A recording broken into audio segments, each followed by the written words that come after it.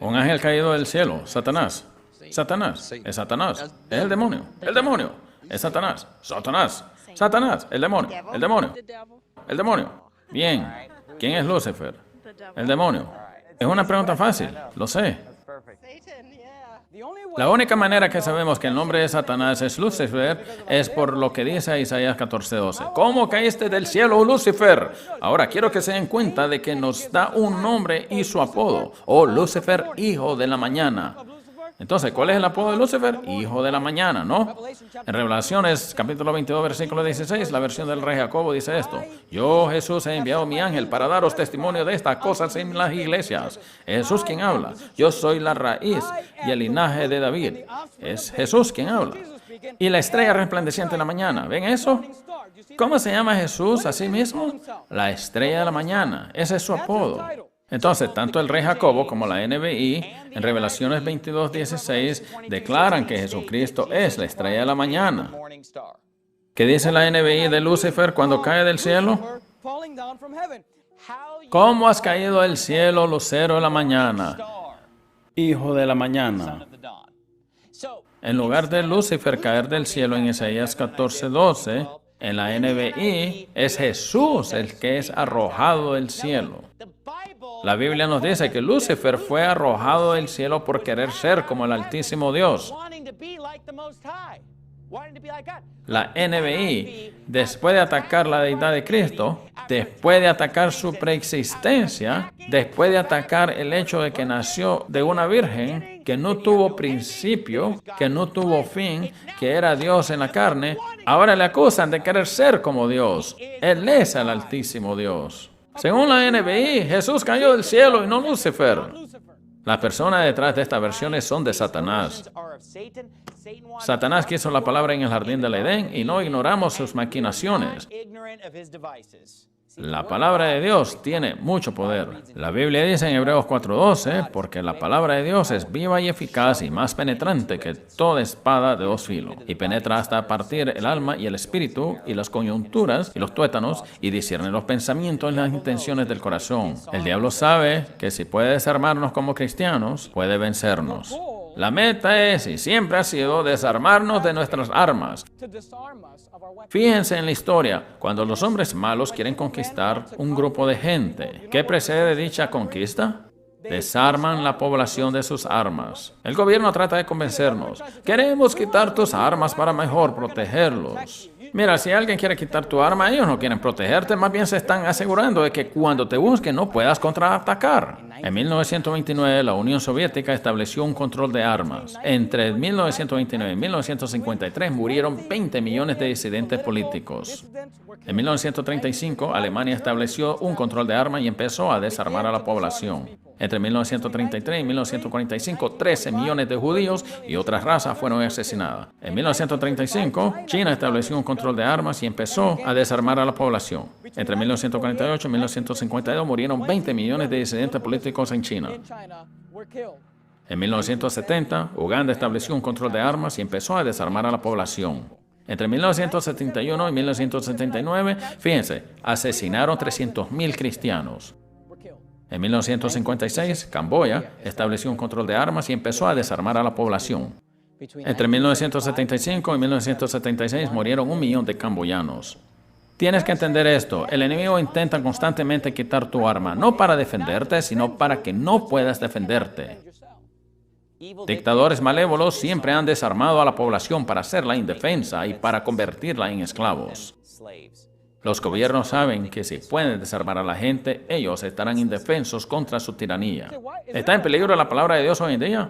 Claro que sí, porque si Satanás puede desarmarte de lo único que tienes para hacerle daño, de lo único que tienes para enfrentarte a él en una batalla, si puede desarmarte, entonces será una victoria fácil. No hay mayor cosa para el diablo que arrebatar la espada de doble filo de la Biblia del rey Jacobo de nuestras manos y reemplazarla con algo falso llamado la NBI. Reemplazarla con algo falso llamada ESV, reemplazarla con algo falso llamado la Nueva Biblia del Rey Jacobo. No quiere que estemos armados, no quiere que luchemos contra los gobernadores de las tinieblas de este mundo. Según de Tesalonicenses, capítulo 2, versículo 3. Nadie nos engañe en ninguna manera, porque no vendrá sin que antes venga la apostasía y sea revelado el hombre de pecado, el hijo de perdición. Entonces la Biblia nos dice que antes de que venga el anticristo, antes de que llegue el gobierno mundial, antes de que llegue el nuevo orden mundial, tiene que haber una apostasía. Creo que esas versiones modernas de la Biblia son la clave para el plan del diablo de una religión mundial, un gobierno mundial, un nuevo orden mundial. La Biblia dice que antes de aparecer Cristo en la segunda vez, habría un gran rechazo, la apostasía. El gran rechazo antes de la segunda aparición de Cristo será el resultado de estas versiones modernas falsas y mentirosas de la Biblia que distorsionan y cambian la palabra de Dios y las doctrinas de Cristo. Ponen errores en la Biblia y la gente duda de ella, dudan de Dios, creen en la evolución. Lo que hace esto es promocionar un gobierno mundial y la gran apostasía. Lo interesante es que cuando la gente se refiere a ese gobierno mundial o a esa religión mundial, se refiere a ella como el nuevo orden mundial.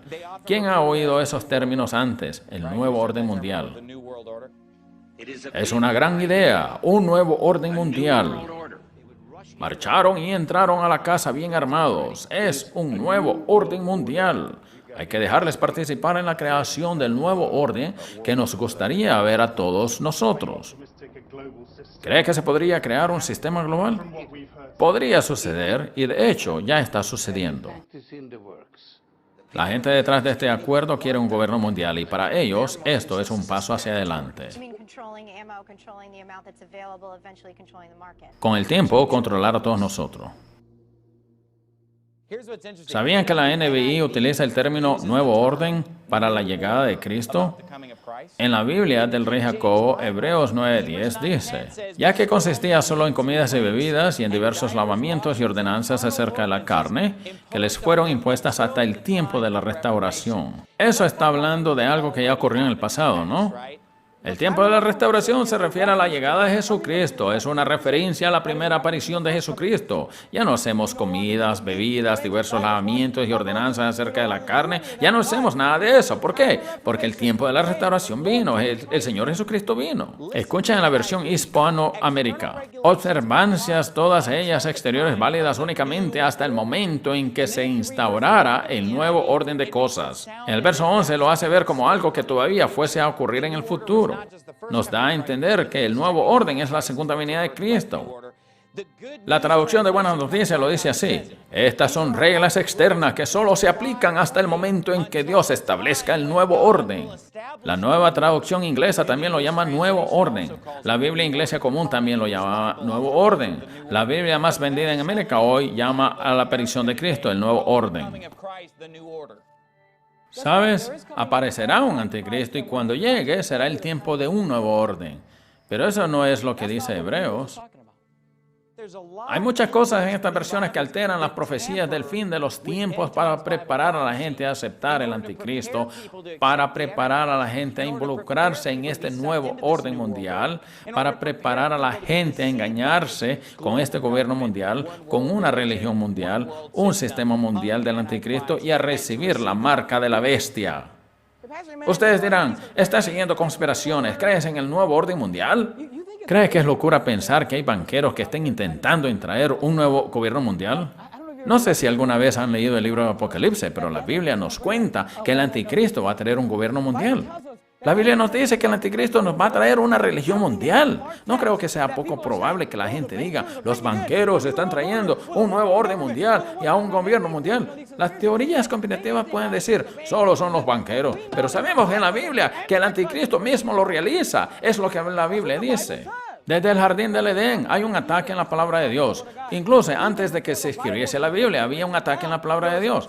¿Y creen que eso es diferente hoy? No lo es. Tienen que entender esto. Hoy la palabra de Dios está en peligro. Las versiones modernas de la Biblia son diferentes de la Biblia del Rey Jacobo. Y tienen que hacerse esta pregunta. ¿Por qué? Para entender la diferencia necesitan entender la historia de la Biblia inglesa. Hay un museo de la Biblia en Phoenix que tiene una gran colección de Biblias antiguas inglesas y el director del museo, Joel Lampe, nos va a mostrar esas primeras ediciones antiguas de la Biblia que condujeron a la del rey Jacobo. Nos va a explicar la historia de la Biblia del rey Jacobo.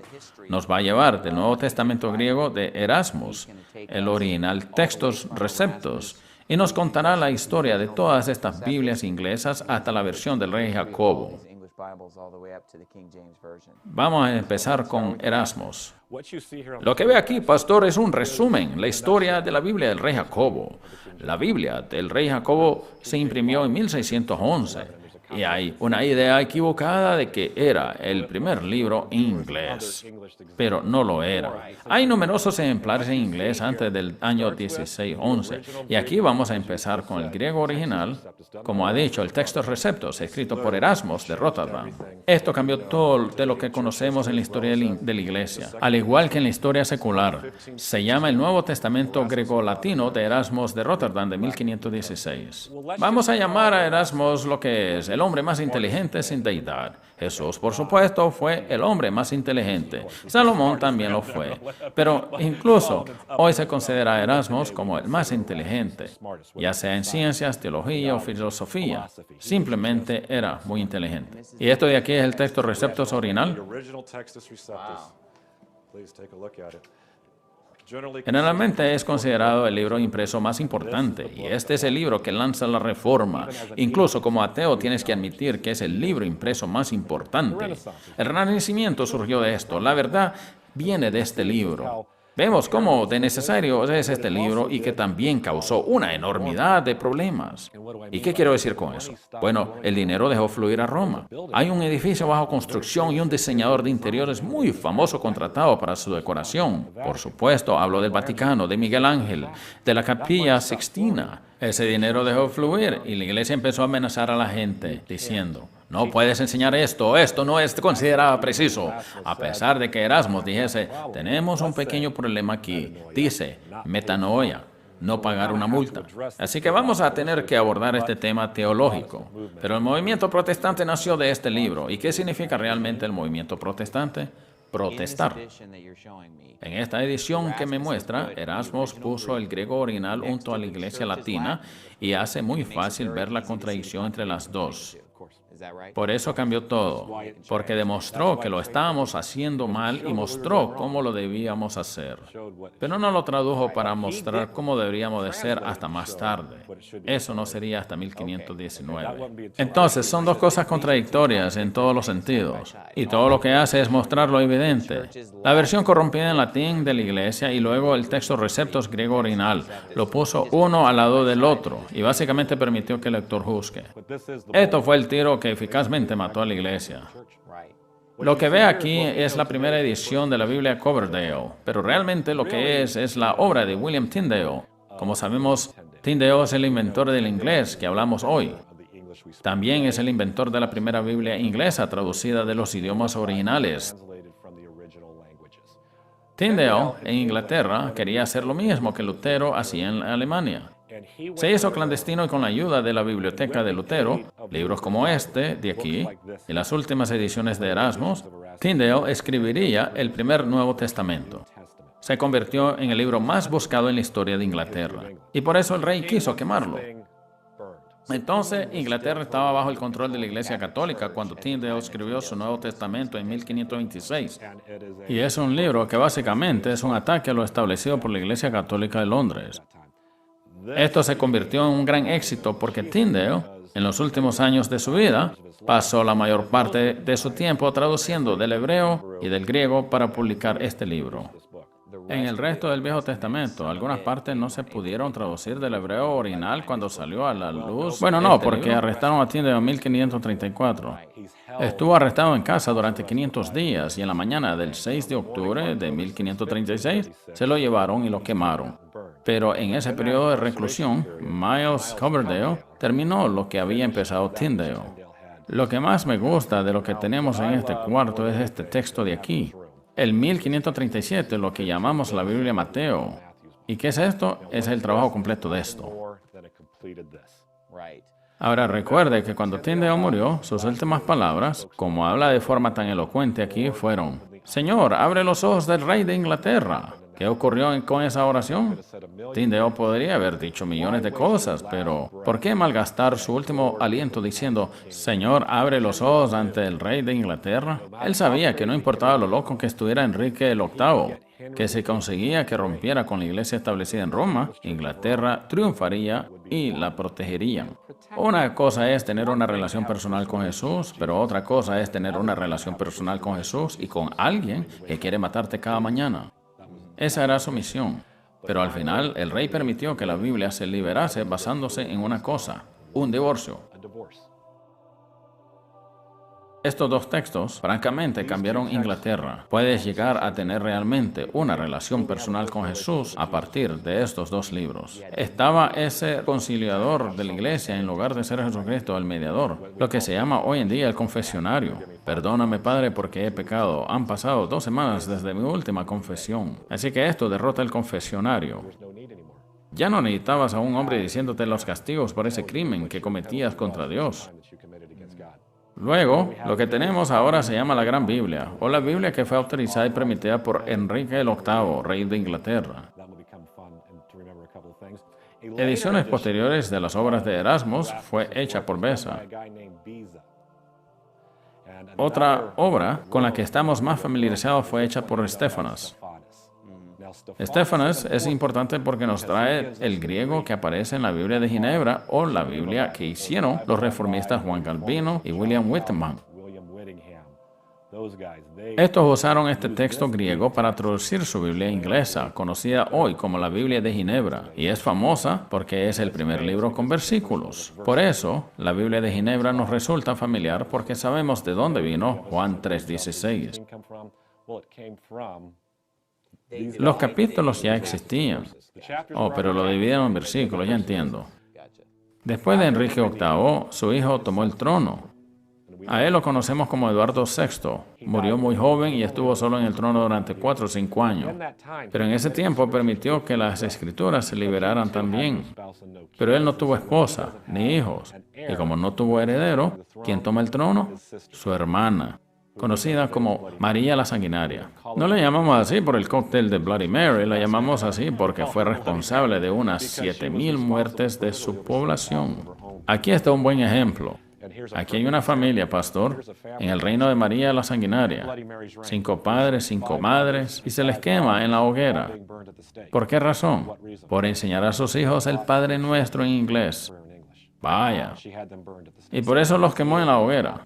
En su celo por la Iglesia Católica mató a su gente. ¿Y ellos solo querían que la Iglesia le enseñara? No estaban cualificados, pastor, para enseñar a nuestros hijos. Así que les quemaron en la hoguera por predicar en el hogar. Y eso es lo que sucedió. Querían dominar a todos.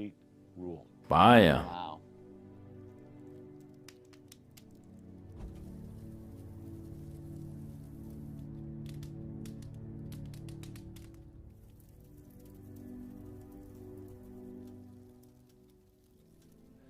Durante esta revuelta, los hombres con valor decidieron que se iban a rebelar.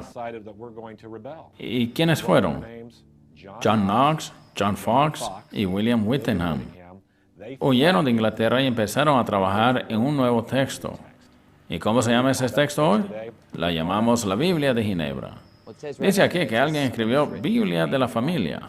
Así es, era realmente la primera Biblia familiar. Lo que conocemos hoy en día como texto recibido, textos receptos, eso produciría lo que conocemos como la primera Biblia para educar en casa, la Biblia de Ginebra. Y este es el libro que navega en el barco Mayflower. Es la Biblia que se establece en Jamestown.